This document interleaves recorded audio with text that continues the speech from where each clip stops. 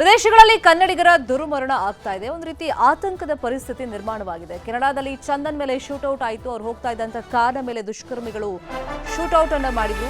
ಇನ್ನೊಂದು ಕಡೆ ಕ್ಯಾಲಿಫೋರ್ನಿಯಾದಲ್ಲಿ ಸಾಕೇತ್ ಸಾವನ್ನಪ್ಪಿದ್ದಾರೆ. ಅವ್ರ ಪೋಷಕರು ಈಗ ಸದ್ಯಕ್ಕೆ ಆತಂಕದಲ್ಲಿದ್ದಾರೆ. ಫೆಬ್ರವರಿ 9ನೇ ತಾರೀಕು ಕೆನಡಾದಲ್ಲಿ ಚಂದನ್ ಕೊಲೆಯಾಗಿತ್ತು. ಆಗಂತುಕರು ಏಕಾಏಕಿ ಅವ್ರ ಕಾರನ್ನೇ ಟಾರ್ಗೆಟ್ ಮಾಡಿದ್ರು. ಚಂದನ್ ಅನ್ನ ಟಾರ್ಗೆಟ್ ಮಾಡಿದ್ರು. ಆ ಚಂದನ್ ಬಲಿಯಾಗಿ ಹೋಗ್ತಾರೆ. ಒಂದು ವಾರ ಆದ್ಮೇಲೆ ಬೆಂಗಳೂರಿಗೆ ಅವ್ರ ಮೃತದೇಹ ಬಂದಿದೆ. ಸದ್ಯಕ್ಕೆ ಬೆಂಗಳೂರಿನ ತ್ಯಾಮಗೊಂಡ್ಲು ಬಳಿಯಲ್ಲಿ ಅವರ ಮೃತದೇಹವನ್ನು ತಗೊಂಡು ಹೋಗಿದ್ದಾರೆ. ಇವತ್ತು ಅಂತಿಮ ದರ್ಶನಕ್ಕೆ ಅಲ್ಲಿ ವ್ಯವಸ್ಥೆ ಆಗಿದೆ. ಮಧ್ಯಾಹ್ನದ ನಂತರ ಅಂತ್ಯ ಸಂಸ್ಕಾರವನ್ನು ಮಾಡಲಾಗುತ್ತೆ. ಸಂಬಂಧಿಕರ ಆಕ್ರಂದನ, ಪೋಷಕರ ಆಕ್ರಂದನ ಮುಗಿಲು ಮುಟ್ಟಿದೆ. ಮಧ್ಯಾಹ್ನ ತ್ಯಾಮಗೊಂಡ್ಲು ರುದ್ರಭೂಮಿಯಲ್ಲಿ ಅಂತಿಮ ವಿಧಿವಿಧಾನವನ್ನು ಕುಟುಂಬಸ್ಥರು ಮಾಡೋದಕ್ಕೆ ತಯಾರಿಗಳನ್ನು ಮಾಡ್ಕೊಳ್ತಾ ಇದ್ದಾರೆ. ಸಹಜ ಮಗ ವಿದೇಶಕ್ಕೆ ಹೋಗಿದ್ದ, ವಾಪಸ್ ಬಾ ಅಂತ ಕರೀತಾ ಇದ್ರು. ಆದರೆ ನಾನು ಸ್ವಲ್ಪ ವರ್ಷ ಅಲ್ಲೇ ಕೆಲಸ ಮಾಡ್ತೀನಿ ಅಂಥೇಳಿ ಒಂದು ಲೀಡರ್ಶಿಪ್ ಕ್ವಾಲಿಟಿ ಇತ್ತು ಚಂದನ್ಗೆ. ಸಾಕಷ್ಟು ಕಾರ್ಯಕ್ರಮ ಎಲ್ಲ ಆಯೋಜನೆ ಮಾಡ್ತಾ ಇದ್ರು ಕನ್ನಡಿಗರಿಗೋಸ್ಕರ. ಅಲ್ಲಿ 6 ವರ್ಷ ಆಗಿತ್ತು ಹೋಗಿ. ಒಳ್ಳೆ ಸ್ಥಾನಮಾನವನ್ನ ಪಡ್ಕೊಂಡಿದ್ದಾನೆ ಅಂತ ಪೋಷಕರಿಗೂ ಒಂದು ಖುಷಿ ಇತ್ತು. ಆದ್ರೂ ವಾಪಸ್ ಬಾ ಅಂತ ಪದೇ ಪದೇ ಕರೀತಾ ಇದ್ರು. ಆದ್ರೆ ಈ ರೀತಿ ವಾಪಸ್ ಬಂದಿದ್ದನ್ನ ಯಾವ ಪೋಷಕರು ತಾನೇ ನೋಡೋಕ್ ಸಾಧ್ಯ ಅಥವಾ ಸಹಿಸ್ಕೊಳ್ಳೋಕ್ ಸಾಧ್ಯ? ಇನ್ನಿಲ್ಲ ಚಂದನ್ ಅನ್ನೋ ವಿಷಯ ಗೊತ್ತಾದಾಗ್ಲೇ ಅವರ ಆಕ್ರಂದನ ಮುಗಿಲು ಮುಟ್ಟಿತ್ತು.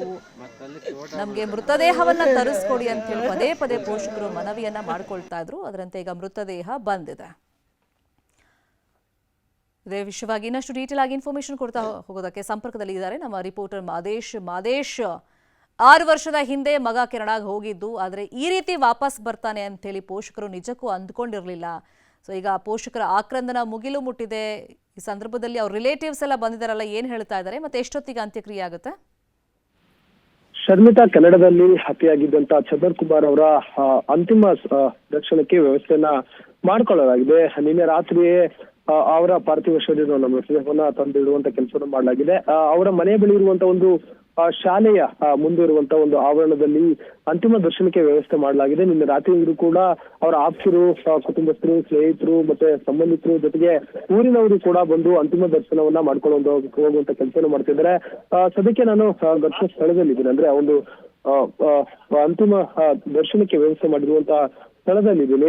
ಕಂಪ್ಲೀಟ್ ಆಗಿ ಫ್ಯಾಮಿಲಿಯವರು ಎಲ್ಲರೂ ಕೂಡ ಇನ್ನೂ ಕೂಡ ಶಾಕ್ ಅಲ್ಲಿದ್ದಾರೆ. ಅಂದ್ರೆ ಮಗನ ಈ ಒಂದು ವಿಚಾರ ಈ ಮುಂಚೆ ಗೊತ್ತಾಗಿದ್ರು ಕೂಡ ಆದ್ರೆ ಅವರಿಗೆ ಇನ್ನೂ ಕೂಡ ಅರಗಿಸ್ಕೊಳ್ಳಕ್ಕೆ ಆಗ್ತಿಲ್ಲ. ಅಂತಿಮ ದರ್ಶನ ಅಂದ್ರೆ ಇರೋದು ಒಬ್ಬನೇ ಮಗ ಇರ್ತಾನೆ. ಇದರ ಸಂದರ್ಭದಲ್ಲಿ ಆತ ಒಂದಷ್ಟು ಹೆಸರುವಾಸಿ ಆಗ್ತಿರ್ತಾನೆ. ಅಲ್ಲಿದ್ದಂಥವ್ರು ಸಾಕಷ್ಟು ಜನರಿಗೆ ಸಹಾಯ ಮಾಡ್ತಿರ್ತಾರೆ. ಅಂತ ವ್ಯಕ್ತಿಯನ್ನ ಮನೆಗೆ ಕರಿಬೇಕು, ವಾಪಸ್ ಕರೆಸಿ ಆತನನ್ನ ಮದುವೆ ಮಾಡ್ಬೇಕು ಅಂತ ಹೇಳಿ ಪ್ಲಾನ್ ಅನ್ನ ಮಾಡ್ಕೊಂಡಿರ್ತಾರೆ. ಆದ್ರೆ ಆತ ಅಲ್ಲಿನ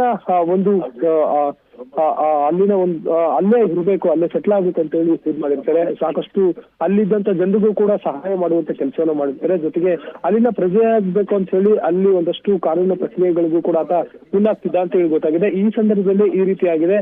ಮುಂದಿನ ವರ್ಷದಲ್ಲಿ ಇವರು ಮದುವೆ ಮಾಡ್ಬೇಕಂತಾನೂ ಕೂಡ ಪ್ಲಾನ್ ಅನ್ನು ಮಾಡ್ಕೊಂಡಿದ್ರು. ಆದ್ರೆ ಈ ರೀತಿಯಾಗಿ ಇದಕ್ಕಿದ್ದಂತೆ ಶೂಟೌಟ್ ಆಗಿ ಸಾವಾಗಿದೆ ಅಂತ ಹೇಳಿ ಗೊತ್ತಾಗಿದೆ. ಸದ್ಯಕ್ಕೆ ಅವರ ತಾಯಿಯನ್ನ ನಾನು ಮಾತನಾಡಿಸ್ತಾ ಹೋಗ್ತೀನಿ.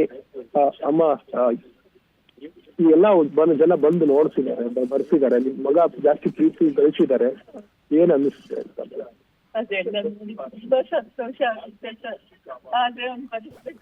ಇದು ಚಂದನ್ ಅವರ ತಾಯಿ ಮಾತಾಡ್ತಿರೋದು. ನಿಜಕ್ಕೂ ಸಂಕಟ ಆಗುತ್ತೆ ಅವ್ರ ಮಾತುಗಳನ್ನ ಕೇಳಿಸ್ಕೊಳ್ತಾ ಇದ್ದಾರೆ. ಯಾಕಂದ್ರೆ ಮಗ ಒಳ್ಳೆ ಸ್ಥಾನಮಾನ ಪಡ್ಕೊಳ್ತಾನೆ ಅಂತ ಒಂದು ಖುಷಿನೂ ಇತ್ತು ಅವ್ರಿಗೆ. ಜೊತೆಗೆ ಅಲ್ಲಿರೋದು ಬೇಡ, ವಾಪಸ್ ಬಾ ಅಂತನೂ ಪದೇ ಪದೇ ಕರೀತಾ ಇದ್ರು. ಮದುವೆ ಮಾಡಬೇಕು ಅಂತಲೂ ತಯಾರಿಗಳು ಮಾಡ್ಕೊಳ್ತಿದ್ರು. ಬಟ್ ಈ ರೀತಿ ಈಗ ಆತ ಶವವಾಗಿ ಬಂದಿರೋದನ್ನ ಪೋಷಕರು ನಿಜಕ್ಕೂ ಅರಗಿಸ್ಕೊಳ್ಳೋಕೆ ಸಾಧ್ಯ ಆಗ್ತಾ ಇಲ್ಲ. ಥ್ಯಾಂಕ್ ಯು ಮಾದೇಶ್, ಈ ಕ್ಷಣದ ಮಾಹಿತಿಗೆ.